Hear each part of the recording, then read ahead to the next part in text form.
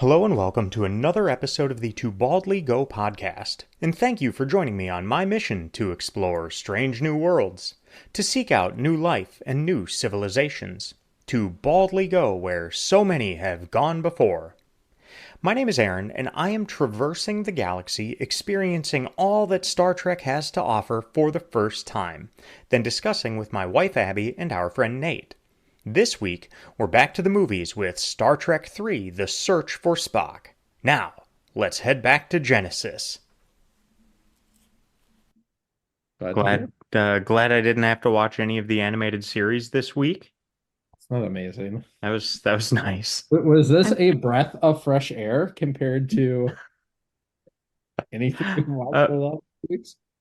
yeah, a little bit.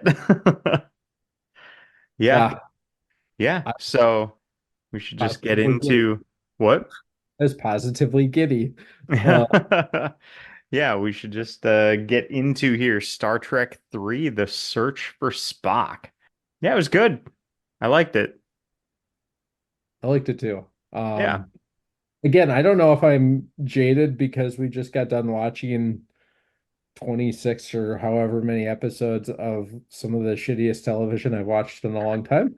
It was Or 22. whatever. It felt like 100.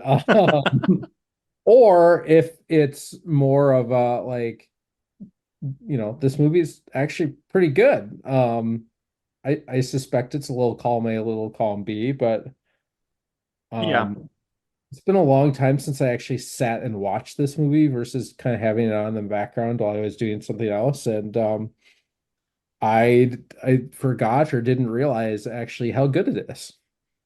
Yeah. I really enjoyed it. I ended up watching it twice. Abby and I watched it a few nights ago, and then I watched it again earlier today. And just I the first time through, it was trying to follow the story, what's going on. The second time through, I was really able to enjoy a lot more of the dialogue and the just great lines that were in it. Absolutely. And there were so many The that were dialogue is that were so great. good. Um, so Fantastic. I enjoyed it the first time through. I enjoyed it the second time through as well. And yeah, it was a very enjoyable movie. Now, I know when I gave my rating for The Wrath of Khan, I think I said it was a Star Trek 9, a just as a movie an 8. Uh, Mhm. this one, I felt it was good. I gave it a 7. Okay. There were great elements to it. There was really nothing bad about it. But yeah, just my overall feeling was that was a good movie. That's totally fair. Abby, you've been what was quiet. what was my rating for Wrath of Khan? Because Fine. I'm kind of on the same boat. Wrath of Khan was great. This I enjoyed still. I remember liking it last time. I enjoyed it still. All the same points Aaron said. The character development was fantastic, how it picked up on the pieces and those elements. The conversations that they had and the joking back and forth were so just dead on with that writing. Mhm. Um, I think this is what I remember Star Trek being. Like these characters, these things, these interactions, everything that's just good. This is Star Trek to me. Yeah. What did I rate Wrath of Khan? 9. Okay, I'm tempted to do the same, but I'll do like a half a step lower because if I was gonna actually rank them, this is higher for me than or lower for me than Wrath of Khan was. Um, but I enjoy it. It's a movie I would rewatch again just You can go because it's 8.5 on that one. 8.5. Yeah, perfect. Do Yeah, you I want mean, me to real quick here and read off what like the oh yeah, summary is? I do the Like the Star plot. Trek 3, The Search for Spock. You already did that? We No, no, go we ahead. do that. Go Okay. on. So Star Trek 3, The Search for Spock. Admiral Kirk and his bridge crew risk their careers stealing the decommissioned USS Enterprise to return to the restricted Genesis planet to recover Spock's body. Dun dun dun. I'm sorry, I did say this to Aaron while we were watching it, though. How much time was there between? Tell me again, Aaron. How much time was there between the previous movie and this movie for the fans? In terms of, oh The yeah, fans' waiting time. this one came out I think in 84 and Wrath of Khan was in 82, so it was 2-ish years. That is 2 years for these people to think Spock was dead. Can you imagine the absolute just screaming when it And was I, announced, the name of the title of the movie, and then actually like he's alive? Like just the absolute nerd fest that had to have happened with that. we have to check the trivia. I think they hid the title of the movie for quite a while too, just to kind of build the suspense up. That'd be crazy. I don't I'll I look have that a up. vague recollection of this, and so we should fact check it. But yeah, I mean that's a long time to think that, one of the major characters is dead and gone, only to find out that, you know, he's alive, and that's the whole. Okay. Um that's that's the whole plot. The original title was Star Trek 3 Return to Genesis. So that doesn't necessarily, indicate that Spock's coming back. It just means that there's a plot that involves returning to the Genesis planet, Hmm. which they kind of left it open for because David and Savick stay behind, and they kind of talk about, and I think Carol is supposed to stay behind too, even though, she doesn't show up in the movie. Yeah, Um, I was gonna ask that. What happened to Carol in this? Is she but just not she's not there. It's a good question. I don't know. like they didn't explain it at all? Not in the movie. And did they know at the time this came out? Like, did they announce act directors like we know nowadays? I just don't know enough. Like Aaron, I know pays attention to every director in any movie we go to. Is like, do I know this director or not? Has that always been a thing that everyone pays attention to that? Would Leonard Nimoy being the director have been something that was flagged? I mean, like, oh my gosh, Eventually. I mean, I don't yes, know. in general, whoever directs film nerds keep track of who directs films, right? I did kind of laugh, and I realized that we're somewhat skipping ahead. You know, we often hear about the challenges of, a director who also stars in a movie and how they kind of balance those two duties. Leonard Nimoy got the best end of that because he doesn't show up until the last 10 minutes and has like 3 lines in the entire movie. Mm-hmm. Yeah. Like, perfect. Like, what a great movie to direct if you're not going to be in it until the very, very end. Exactly. No, it was great. I don't know. Was this his first directing performance? Do we know? I think I read that it was. We can look at IMDb for that one. So here is a quote from Leonard Nimoy regarding he sets back in 2001 about um the experience of directing this. It was asked by StarTrek.com. He says, I was very comfortable shooting the movie. I did feel that I was being quite controlled, I guess is the word. I was made to justify everything that I did and explained everything that I was doing, which took a lot of energy, and I resented it. It bothered me that I was being so carefully monitored because I really felt that I knew what I was doing. I thought the script was workable and did what I had to do, which was to find Spock and get him back on his feet. I thought it was an interesting idea, the whole idea of the Genesis planet evolving and Spock's remains evolving with the planet. It may not have been as much fun. It may it may not have been as much fun a film as some would like, but I have thought it did the job. It did what it was set out to do. Maybe in retrospect, we might have found a better story or construct to get the job done, but we got the job done and the film was okay. At the box office, it did what was becoming the pattern of Star Trek films. It did about the same as was expected, so it was okay. It was not a gigantic runaway hit, but it was not considered a failure. And it was strong enough that they decided to go ahead and make another one after that. So it's So, interesting to me that, this is widely believed to be not one of the best movies, right? There is always the curse of the odd numbered movies. The mhm. even numbered ones are supposed to be the best ones, and the odd ones are supposed to be the not great ones. So Motion Picture, Search for Spock, Voyage Home, that kind of thing. And to me, I don't think this film gets enough credit for what it is. And so that's kind of to his point of like it did what it was supposed to do, right? This was the first feature film that he directed, but it was not his directorial debut. He Okay. directed some TV shows, episodes from TV shows, even TJ Hooker, he did an episode of. But still, a Starring feature film is a big deal, especially when it's got a following like this. He did Even a TV then, movie in '81.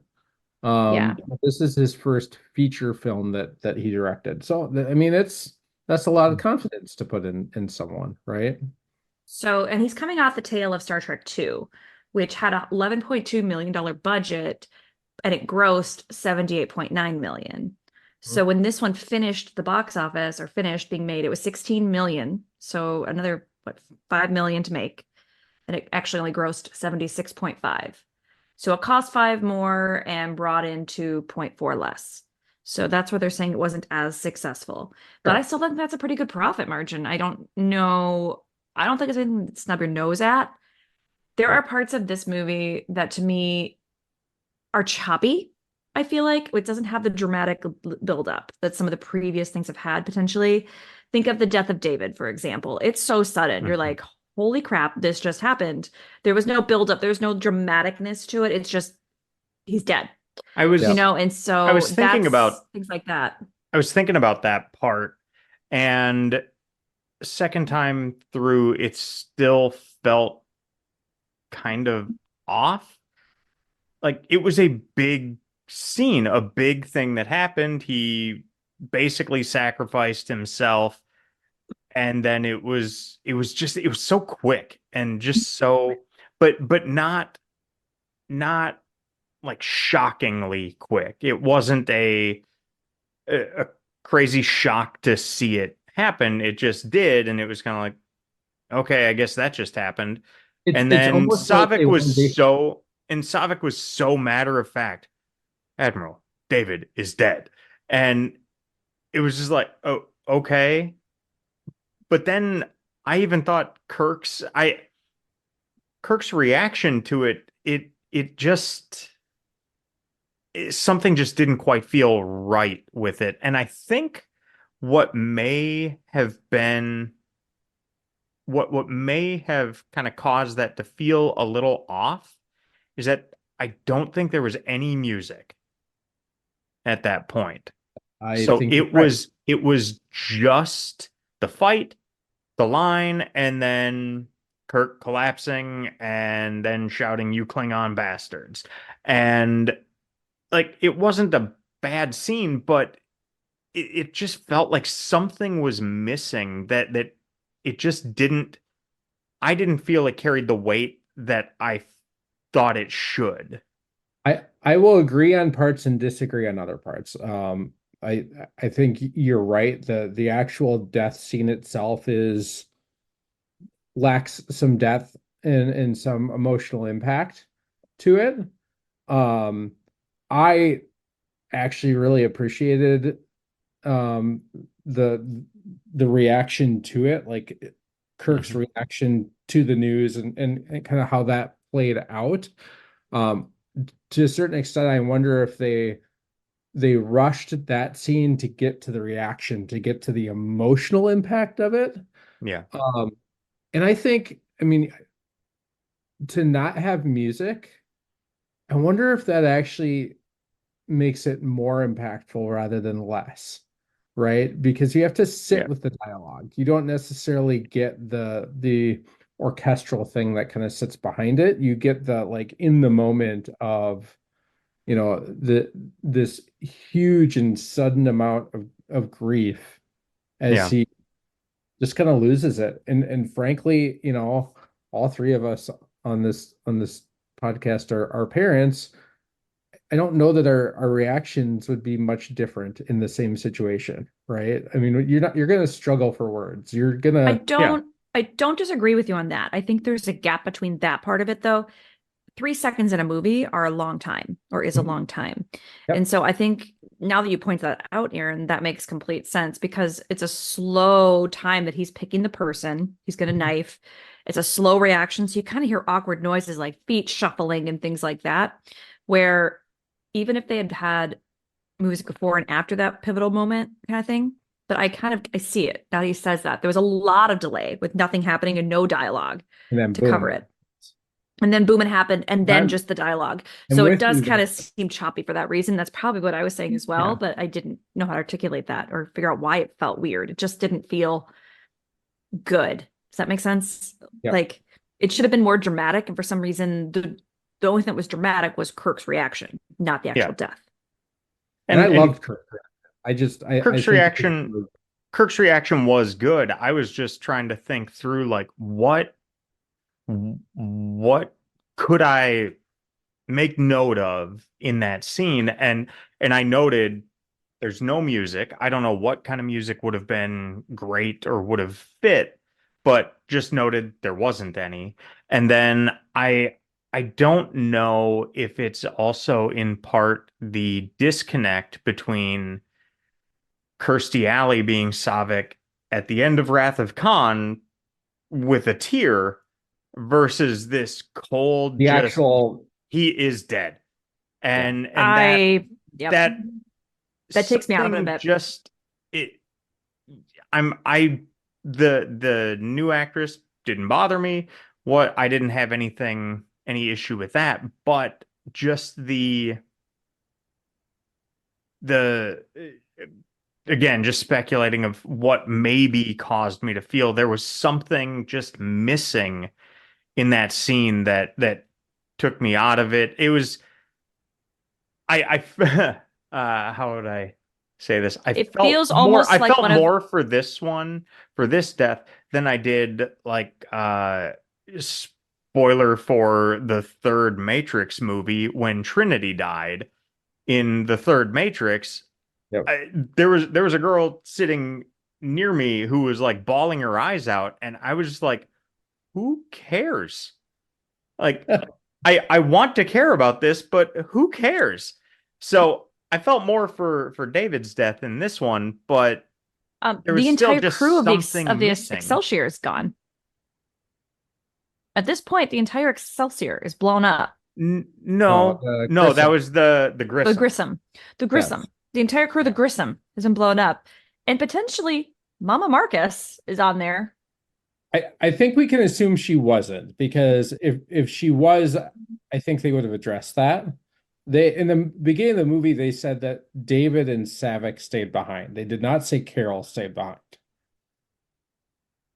So I think if that were the case, they would have made mention of that, or she would have shown up on the bridge, or something along those lines. I know they said the star date in this one, but how much time had passed between the end of Wrath of Khan and this one?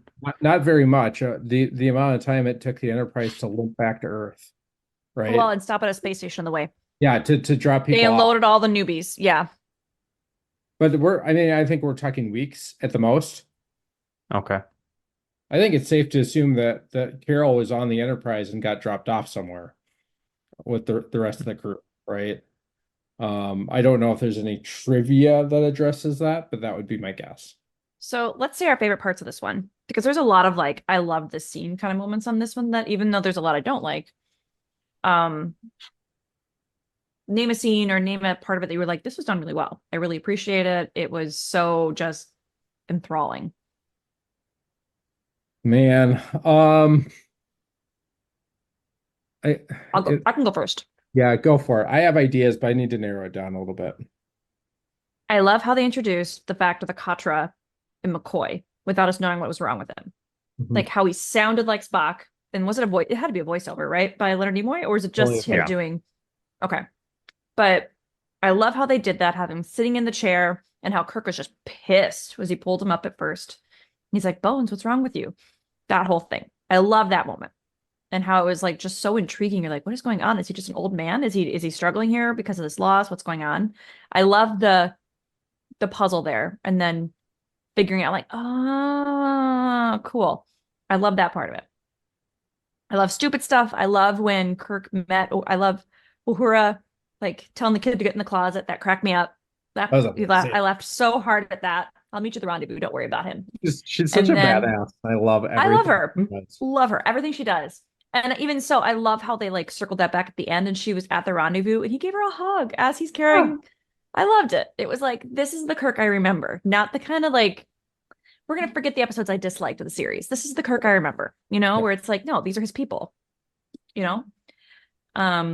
Those are my big ones. And my big yucks were the scene where his like face is morphing because of the planet going all weird.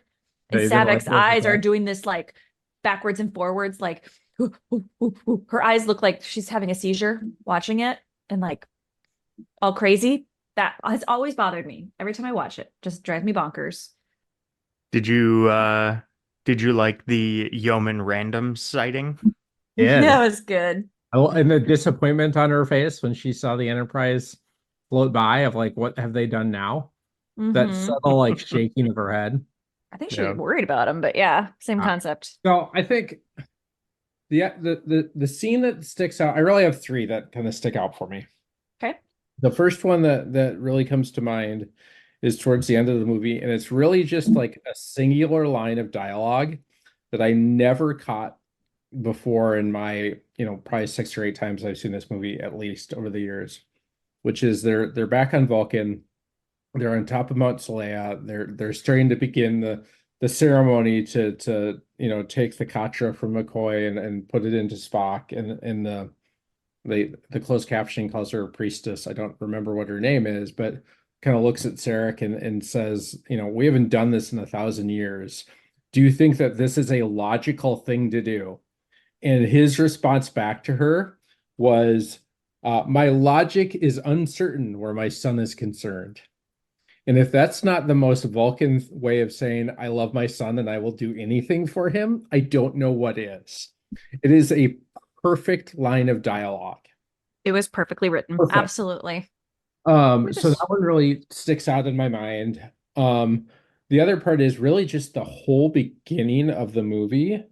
The way they pick it up not only from a storyline perspective, but from an emotional perspective, where the Wrath of Khan leaves off, right? The crew is at a, kind of the bottom of their morale. Kirk is down there. They've dropped this entire crew of cadets off somewhere, and so now it's just, a bare bones skeleton crew on the ship as they limp their way back to Earth, and they're trying to deal with the grief of losing Spock and all of that, and just all of the dialogue and all of the emotion that they managed to pack into like 15 minutes was really incredible. I mean, his line about what does he say? The ship feels like a house with all the children gone. And later he says, it seems I have left the noblest part of myself back there on that planet. Just great dialogue. And then I think kind of the final scene for me is the sacrifice of the Enterprise. That them realizing that they're backed into a corner. They're trying to, at this point, rescue Spock and Savik. And, they kind of play that creative trick on the Klingons to almost switch sides, right? Obviously, they're going down to the planet. But, after all these years, it's the sacrifice of the Enterprise that ultimately saves them long term.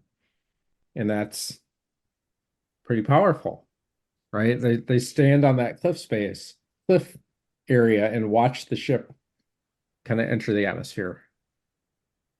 And let's not forget the line that ties back to the previous movie of, well, why it's illogical. Why did you come back for me? And it was Kirk saying to Spock, because the needs of the one outweigh the needs of the many. Also a great line. And that that almost was that trigger for him to remember, being like, your name is Jim. Because it was, all right, I'm getting this. Whole set of dialogue, because there's a bunch of lines in there, right? The only dialogue that Spock really has in the entire movie. And it's so, you see the wheels starting to kind of turn and the recognition starting to happen. It was well done. It was well done. Real quick, talking about young Spock. Yep. Did you guys recognize? I thought I recognized him. I couldn't figure out what from. He looked familiar. One of the young Spocks. Do you know what he's from? What? He is the boyfriend, or friend, I should say, from Honey, I Shrunk the Kids. Oh no. Yeah. Love it. Yeah. He's the Purvis kid, who with the ball or whatever. Uh-huh. Oh, yeah. Nice. I love that. So I liked all of the serious, nice stuff in the movie. When I watched it the second time, I picked up on a lot more of the humor and really enjoyed a lot of that. Like I loved when the Federation security guy was talking to McCoy in the bar, and he's reaching out, like trying to do the nerve pinch on him, and just completely failing. And the guy's like, "All right, let's get you home." But I thought that was just hilarious because he looked just like, "Why isn't this working?"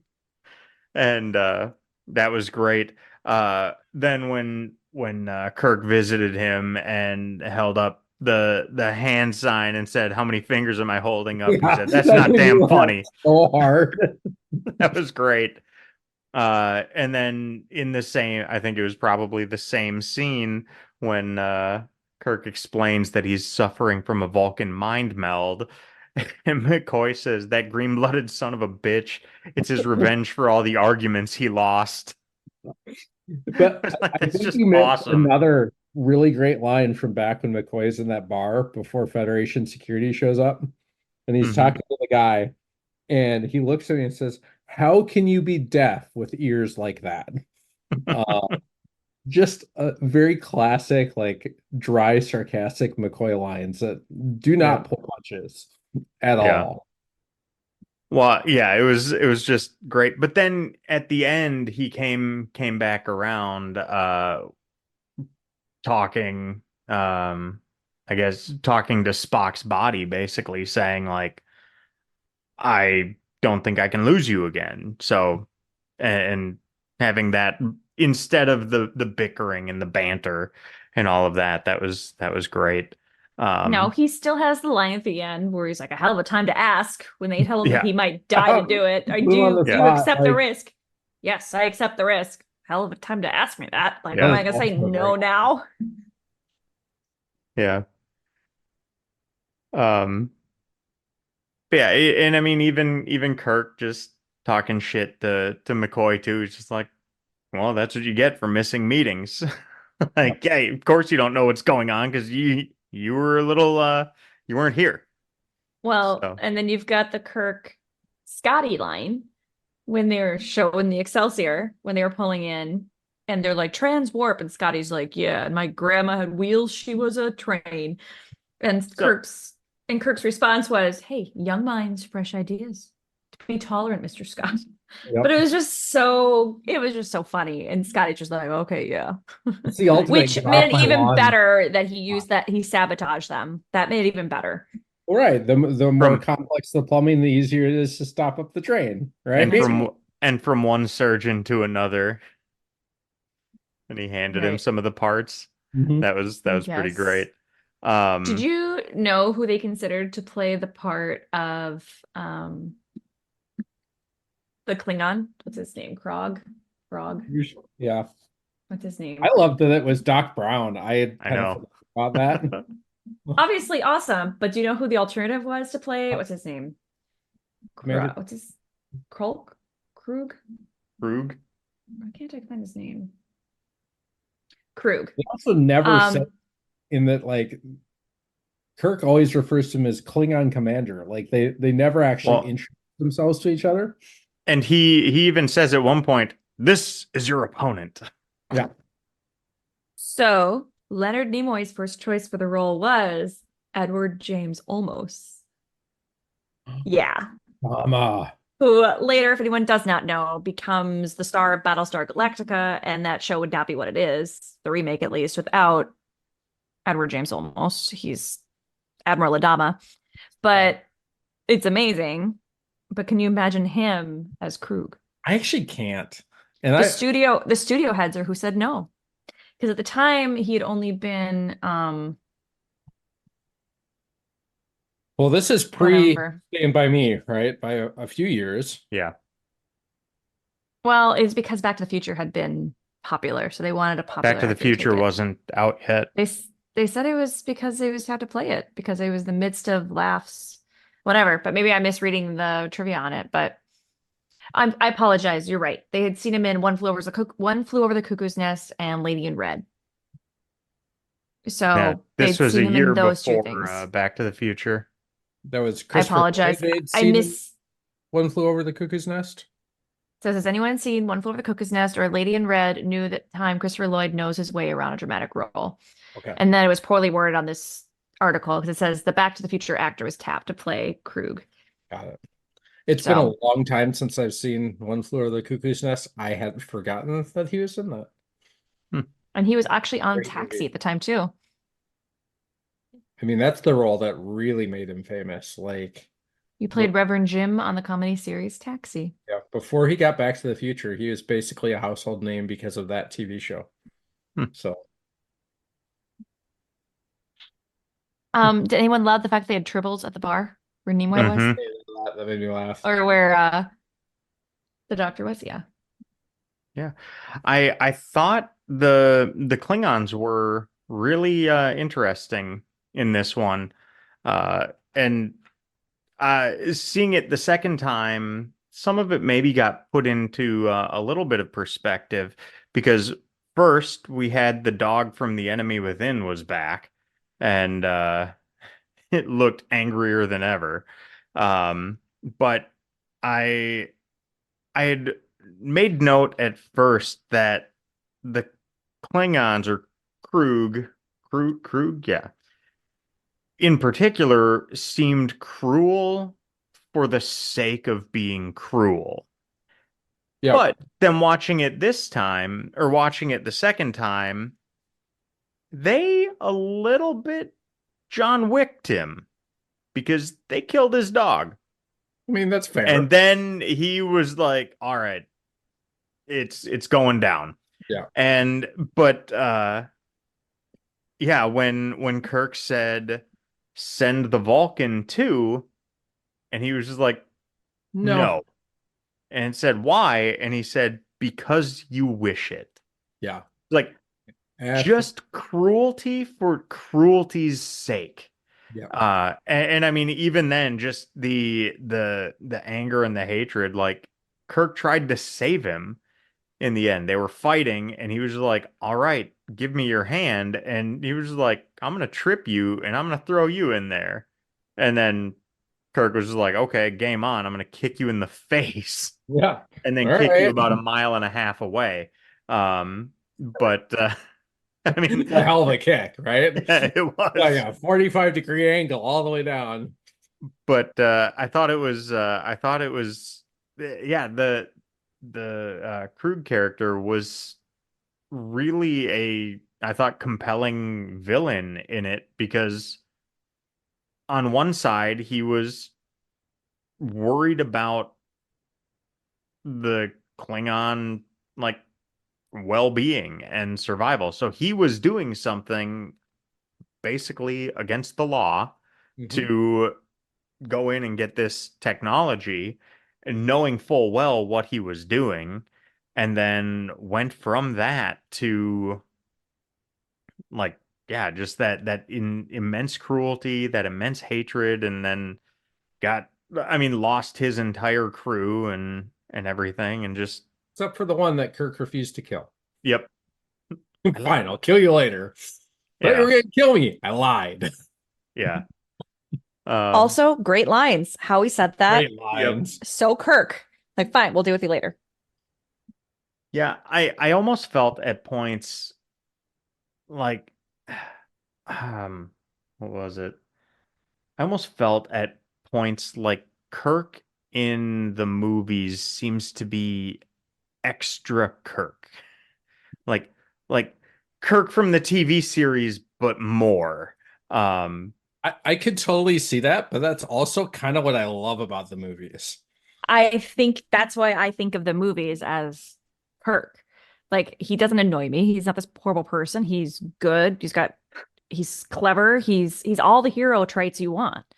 All the goodness in one individual, and it still has emotion and feeling. So all of those like ick factors in the original series went away with the movies, and they made them they took all the best pieces of Kirk and put them as a massive stereotype, which plays out super well. And that's funny then, because I in part kind of felt like, dude, tone it down just a little bit. No, I love all of it. I honestly probably love the movies way more than the TV show. Yeah.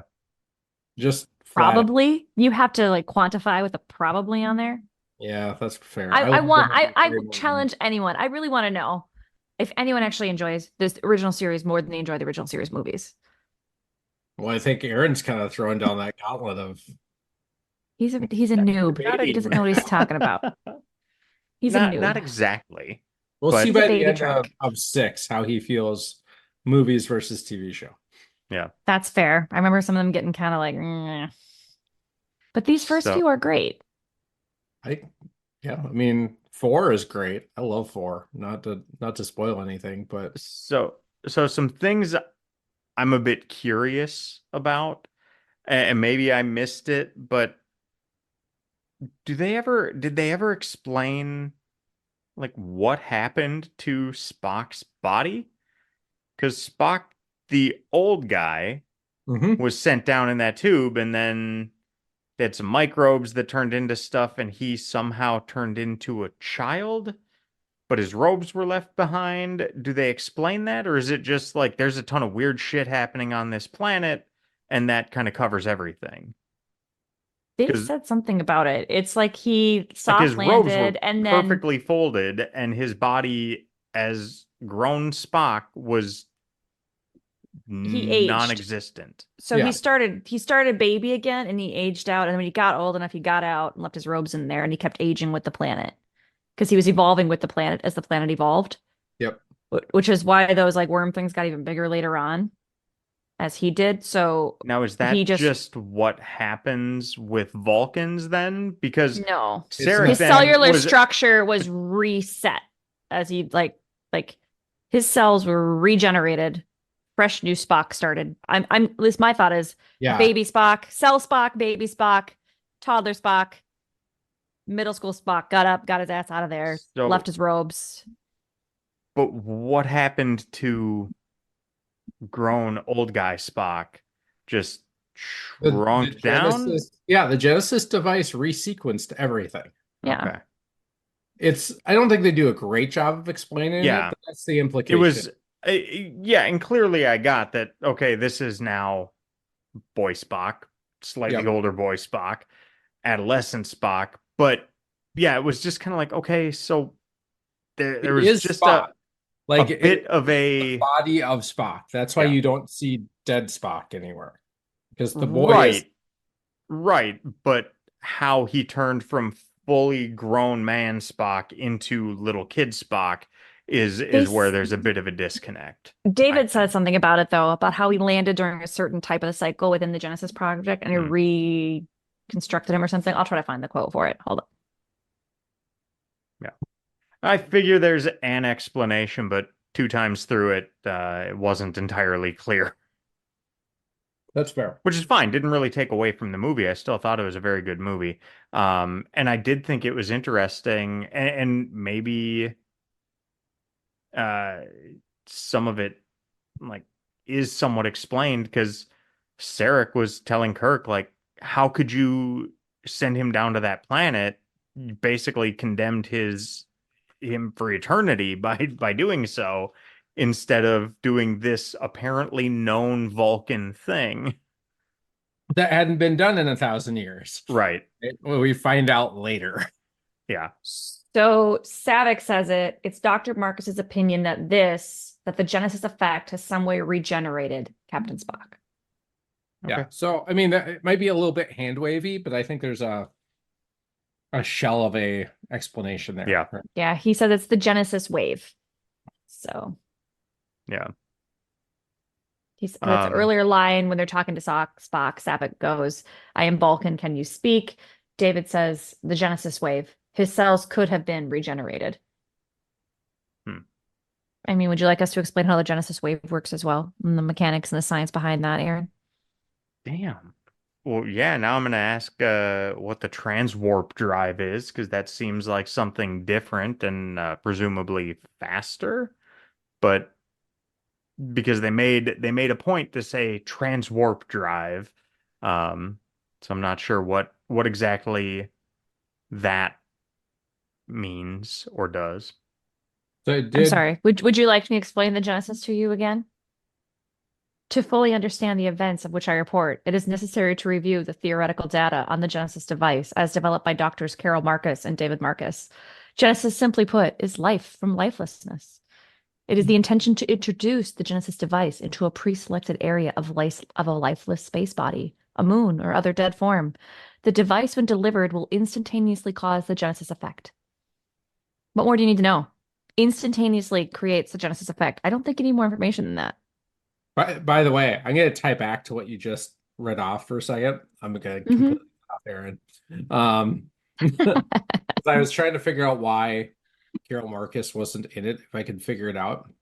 So it was budgetary because none of the story focused around like the Genesis device itself. It was the aftermath of that, and then the search for Spock that Harv Bennett, who wrote and executive produced and did all that stuff, decided to write her character out of the story to save on the salary of bringing her back, even to the point where they reshot the recording of her explaining what the Genesis device is with William Shatner instead, which is the exact thing that you just read off. In The Wrath of Khan, Carol Marcus says that. I know it. I remembered that. Not Jim Kirk. I know. And like, how did they mysteriously all of a sudden get these plans that we were spending the entire episode keeping, or the entire movie keeping Khan away from? But now magically they have it. I'm assuming it's because Kirk sent this transmission with the reenactment. Here, my logic was Kirk restated everything that Carol said on her thing because he wanted to send a report back to Starfleet on it. And in doing so, he pretty much just let the cat out of the bag to everybody about what happened. Yep. That was my understanding. So, are there going to be ramifications for Kirk and crew for stealing the Enterprise, blowing it up, and then flying around the galaxy in a Klingon battle cruiser?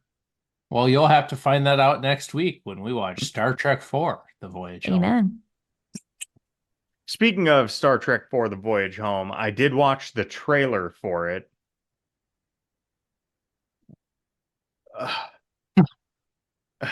Tell him what you said it sounded like. One, I thought it was interesting that No, like the sarcastic. I'll get there. So I did like in the trailer how they said these are the adventures of the crew of the Starship Enterprise, and then show them flying around in the Klingon ship. So clearly it's not just like, oh, hey, the Enterprise is back. But we're seeing Star Trek in 1986. And it looks like Ferngully meets space. And I think my last note from the trailer looking ahead to next week is, oof, this one could be rough. Oh man. I don't know what to tell you. We'll see. It was just odd to see them on like a bus just in the trailer. So I know clearly this must be the one that has stuff to do with whales. And that's literally all I know about it, is that I've heard there's something about whales. I'm interested to see how Chekhov will do as a Russian in 1986. Given the state of the world at that time. Yeah, I'm excited to see it. I've heard it's really good, but yeah, seemed kind of weird seeing them running around in the 1980s where I didn't necessarily feel it was weird seeing them running around in like the 1920s or 30s, as we saw a few different times in the original series. So to give you an idea, what if I told you that this next movie, according to IMDb, of the 6 kind of original series movies, is the second highest rated of them? All right. So I'm mine open is my. to it. I love Undiscovered Country. That was one of my favorites. That is the But- third highest rating of the 6. But let me say this: how original series is it to have an entire movie take place in the past? It's very Like- original series. like- That's like half the show. Like, I was gonna say, like, could they really make Yeah. it through a movie without No, it I mean, having like being set entirely in the past? I realize we're getting ahead of ourselves, and I realize that we really shit on the show by the end for doing like time travel, like, oh, let's be a Western, let's hit all these different genres. And we're gonna have another time travel one, but it's such a great movie. I don't even Okay. care. I'm looking forward to it. But yeah, just the trailer being so very 1986. Yeah. It was like, oh man. I will But say the original I'm series. looking forward to it. I will say the original series is once, like I've said this a few times, it had such potential in what it did that the reason it's still successful to me is it took all of those beginning like seeds and they just did them differently later on. So yes, they did time travel all the time in the original series, but they did it right in the movie. You know what I mean? That kind of thing.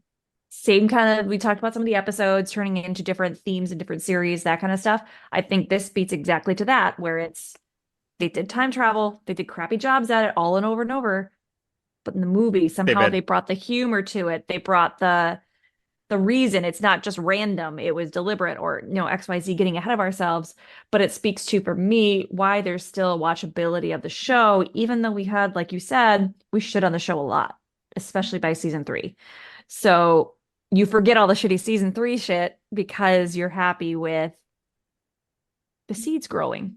We planted our garden, and Well, now yeah, we're and- starting to harvest some of that reward. And by the time they're doing a movie just speculating about what the next movie will be like, they've had 20 years to improve on that way of storytelling. They've got 2 hours to tell a story instead of 50 minutes. And they've got more than 6 days to shoot a story and do all that. So yeah, I'm definitely looking forward to seeing that one. I've really heard only good things, but yeah, I thought, oh, I'll watch the trailer for it, and it was like, oh, wow. I love it.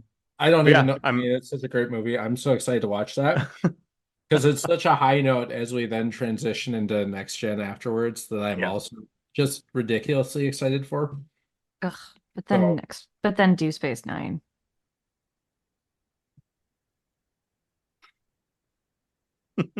Every You time. take the bait every Hey, time. I didn't say anything. I just For those who need the difference. closed caption on this conversation, he gave me a very distinct finger. Oh, I already said what I did. I flipped you the bird. Also, it was Leonard Nimoy's birthday yesterday, in case you guys were not aware. So he would have been what, 92? 93, 93. I think, if I'm doing math right. He's born in 31. So All right. Yeah. Movie trivia. Let's see how well you guys do. These are kind of deep cuts.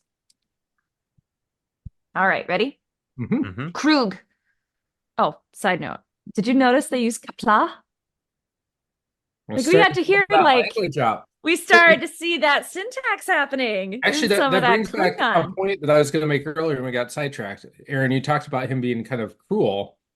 I didn't see it that way. I saw it as him being Klingon. And so I think Yes. this is starting to build that culture of who the Klingons are, and we continue to see No. that. To be fair, my note was not that Krug was being my note as I wrote it down was not that Krug was being cruel for the sake of being cruel, but Klingons were being cruel for the sake of being cruel. Which My Klingons. point Which stands. not all of them were, because then there was the one, what was the name, Mance? Yeah. That was not as much, but He was yeah. just dumb. Like he didn't notice Kirk just saying the words that Krug said to so that he could beam up to the ship. Like, I mean, he said it with the very Klingon Transmission like error. You Yeah, know, tone. it's the This planet's background blowing up. music. It was hard to hear. It's fine. It's fine. I was pretty Listen up. impressed that Kirk managed to retain that long enough to say it back almost perfectly. I do think that was clever writing, by the way. I I think had that was no very problem. clever writing. Again, leaned I- up by impersonating the captain. He just yeeted off the cliff with his I was boot. trying to remember how he ended up back on the Klingon ship. Like I just couldn't remember. And it's like, oh, so that's how I did. He's very clever throughout this movie. Mm-hmm.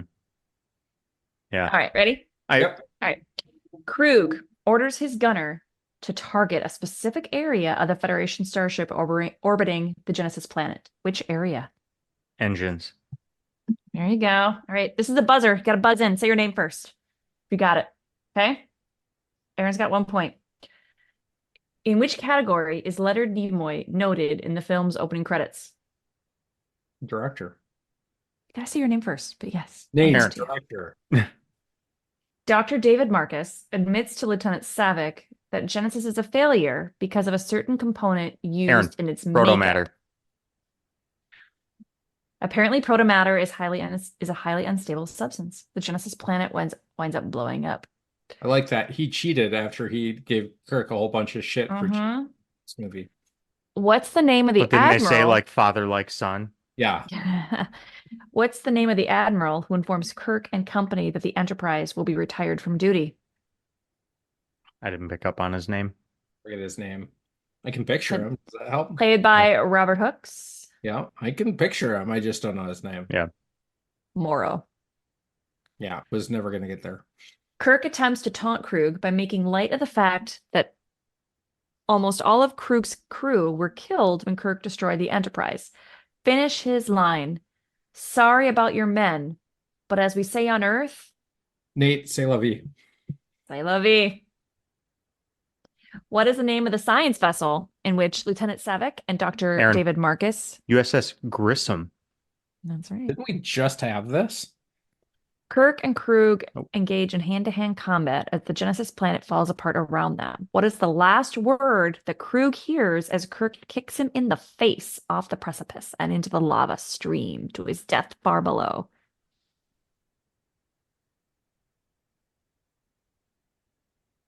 Nate, die. Nope. Yeah. Aaron? I'm blanking. All right. In a classic Shatner overact moment, Kirk times his repeated kicks to Krug's face with the overly stressed words, "I have had enough of you." I mean, to be fair, that's a Sorry. justified reaction. It's true. Kirk hosts a get-together for most of his command crew in his apartment in San Francisco. What simple toast does he offer once everyone has a beverage? Absent friends. Ah, yeah. Okay.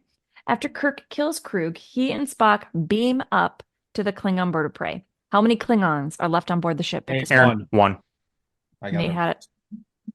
I get to say your name to say who gets it first. You answered first, but my name came first. That is not true. He said both first. I had it Which out before you even said Aaron. So correct. Incorrect. No, he actually had the answer, his name and his answer done before you finished saying Aaron. Because which Nate member- 1 is the same number of syllables. well, that's not my problem. Blame your goddamn parents for giving you a 2. All right, apron. All right. Which member of the crew never shows up at Kirk's little get-together? Nate McCoy. Wrong. Aaron, Spock. Wrong. Nate Pretty Chekhov. sure he wasn't there. Chekhov was there. Scotty. Scotty was there. Scotty. Was Scotty- Sulu, Oh, Chekhov, and Scotty Uhura was- are present. The doorbell rings, and Kirk says, "Ah, Mr. that's Scott." Scotty. But it's Sarek. But McCoy's not there either. Sorry, half- I'm calling. Do you want a nonsense half on that. point on that? No, I want a full point. They Oh, God. literally talked about the fact that He was he's literally not in the there. hospital. Come on. So Like, what? who was It's not? still- I'm sorry. Who was That's not not in the what the question hospital? said. The question said which member of the main cast isn't there. All right. Funtrivia.com. Then I still get credit You owe for us a Spock? point back.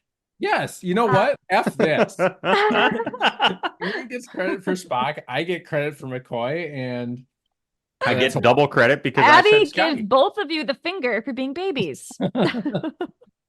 All right. Once Spock and McCoy have finally been brought to Vulcan, Sarek formally asks the High Priestess to perform an ancient rite. What is it called?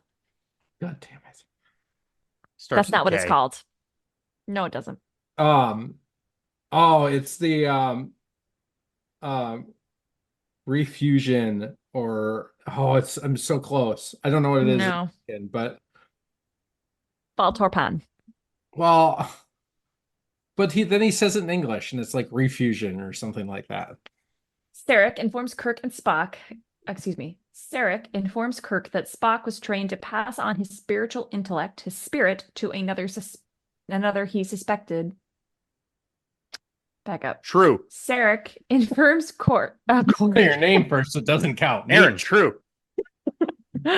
Sarek informs Kirk that Spock was trained to pass on his spiritual and intellectual spirit Nate, to another Katra. if he's Katra. Yes. Jeopardy rules win. Uh-huh. What is the more common name for the ritual Sarek is requesting? Nate, refusion. Refusion. Knew it. Dr. McCoy attends a moderately seedy bar in order to make a shady deal. What cannot be seen or heard in this bar?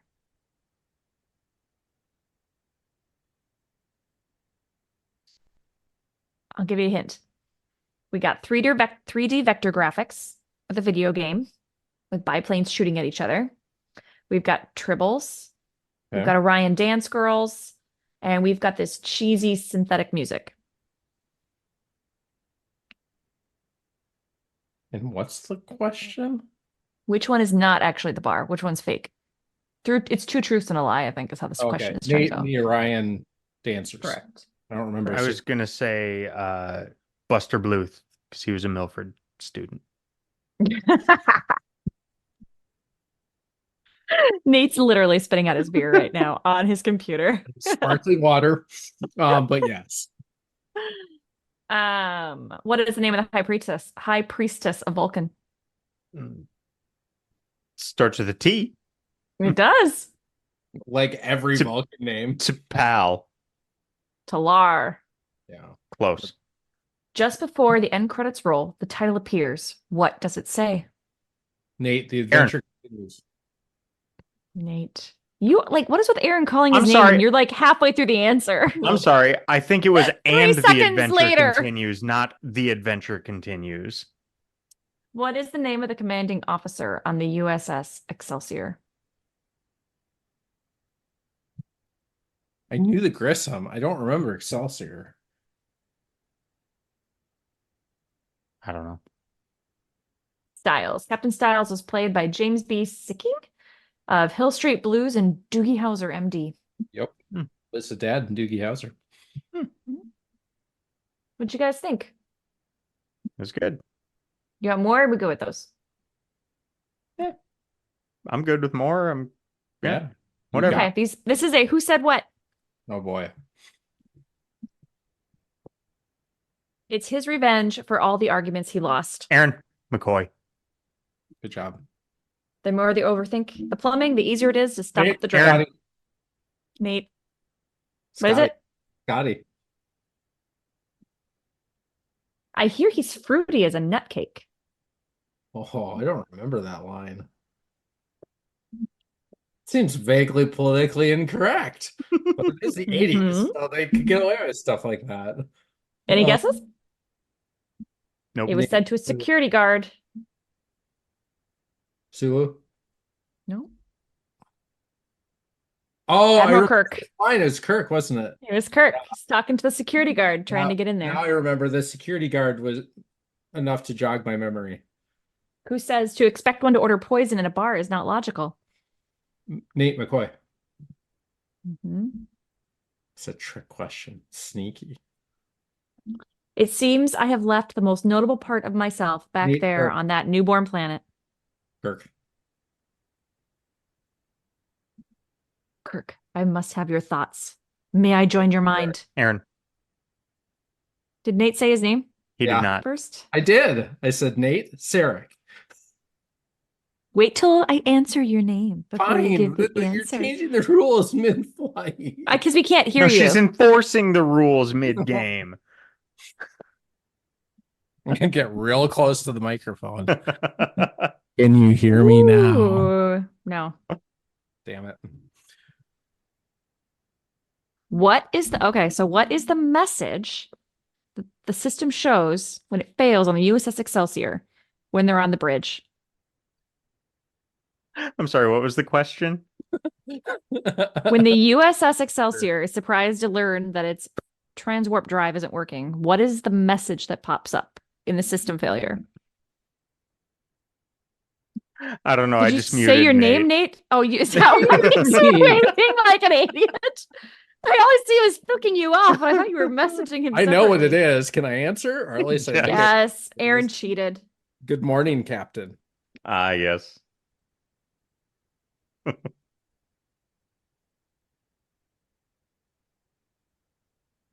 I know way too much about this movie. This is actually kind of sad. I think I need to like go touch Whom, grass. when the Klingon warriors are behind the prisoners deciding which one to kill with his knife, whom does the Klingon select as his victim? Aaron, Nate. Savik.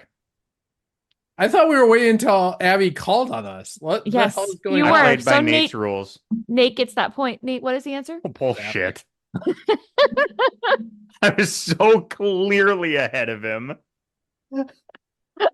I am so confused with the actual rules. No one gets This points game if you don't are- wait for me to say who got it first. For the first time ever on the big screen, we hear the self-destruct sequence activated on a Federation starship. The operating procedure demands voice commands from several high-ranking officers. Nate. In which orders does the officer speak the codes? Okay, Nate. Kirk, Scotty, Chekhov. Then back to Kirk. Yep.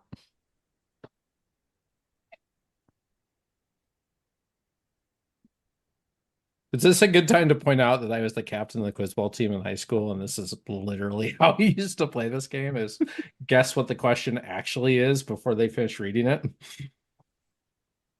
Now, I think if he buzzes in, you don't finish the question. Yeah, that's fine.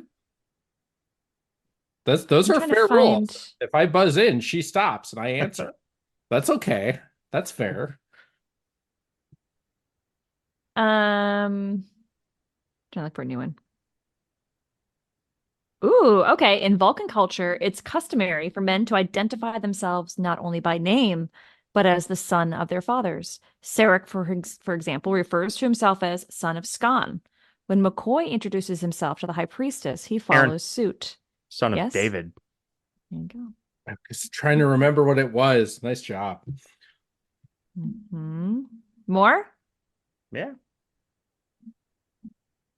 All right. Kirk, as commanding officer, is required to give a final destruction confirmation command. After all the officers have given their self-destruct codes, the final command is what? Nate. Yes, Nate. 0, 0, 0, destruct 0. That's right. Wow. I can't believe I remembered that. Like I knew I had 90% of it. That was pretty good. I like these questions. All right. This film opens in a sequence reminiscent of most of the Rocky sequels. We're shown scenes in the previous film. Is that true or false? True. Nate, sorry. And how many other Star Trek films open up this way? Well, I don't think that's fair to Aaron, who's not seen all of them, but It's true. Nate, 0. You got it. You got it. But I don't think that's fair. Like that'd be a good trivia question, like when all the movies are watched. But I'm not too upset. thank God.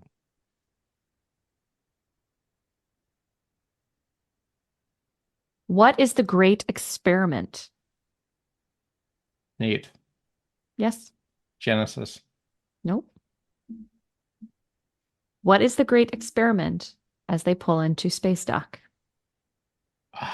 God damn it. Do I get to Aaron. ring it again? Is that Aaron? the Excelsior? It's the Excelsior. Who calls it the great experiment? Nate. Yes? Kirk. No?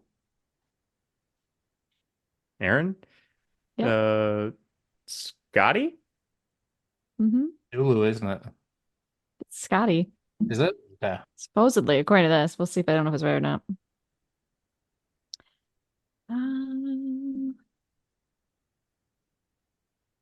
When members of the command crew break Dr. McCoy out of the psych ward, Commander Sulu acts the muscle, subduing a security guard, throwing him across the room, finishing his parting line to the semi-curious, semi-conscious guard. Nate. Don't call me Nate. Tiny.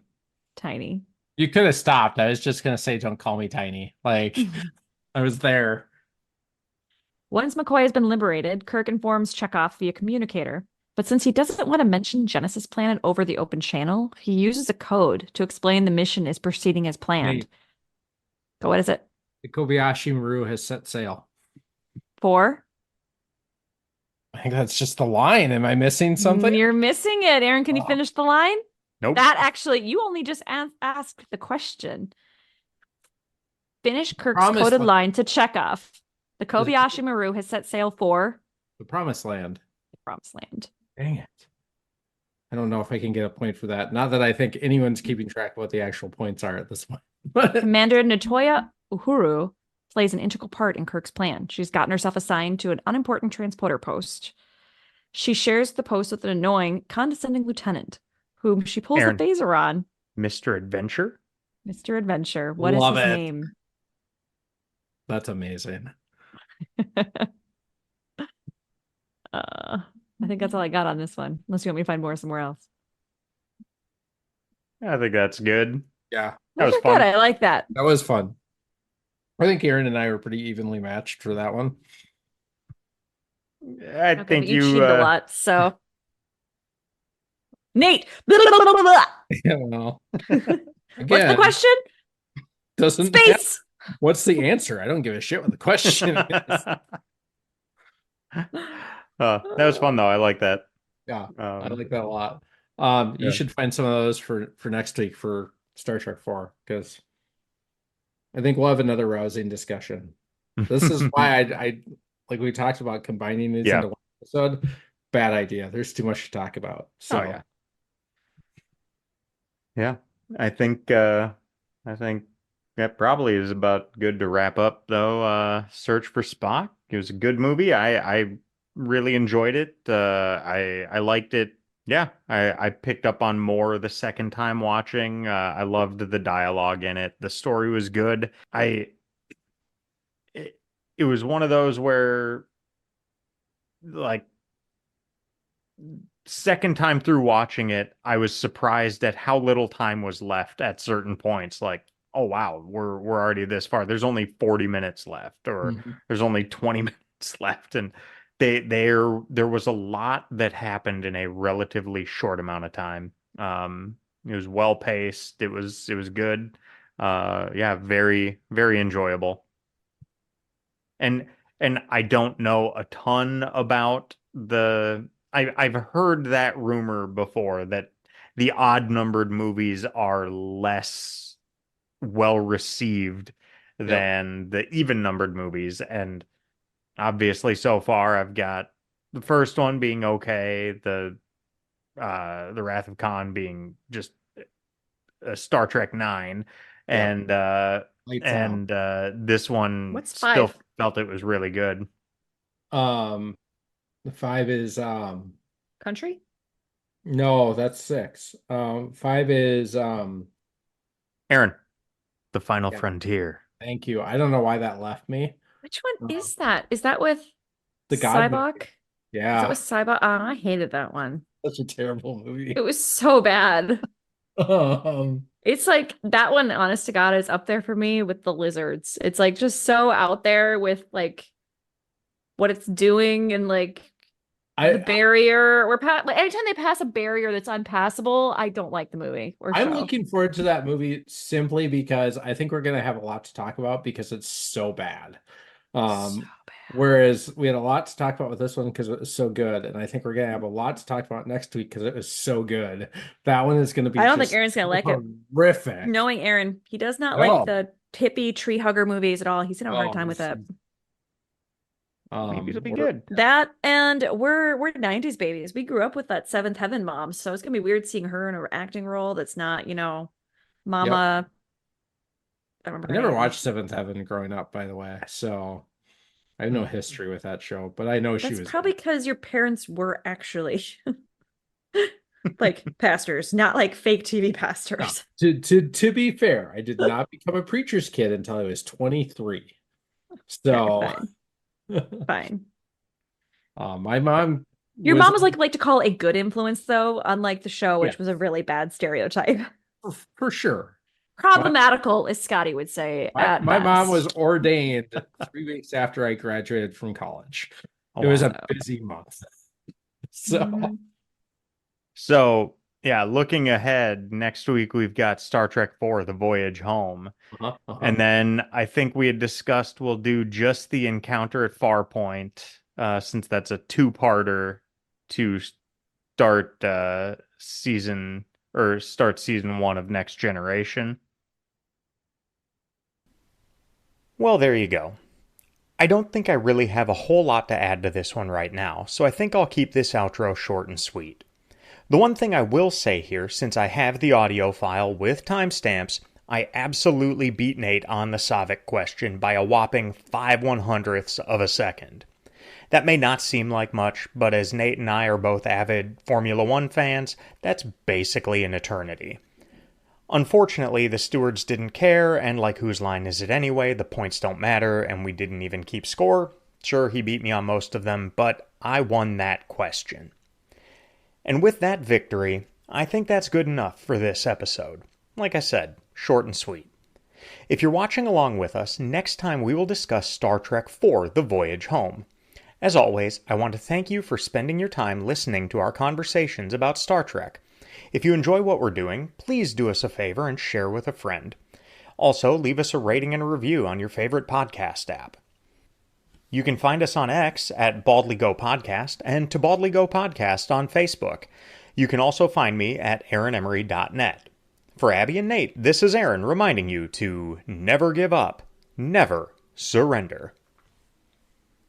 So, are there going to be ramifications for Kirk and crew for stealing the Enterprise, blowing it up, and then flying around the galaxy in a Klingon battle cruiser?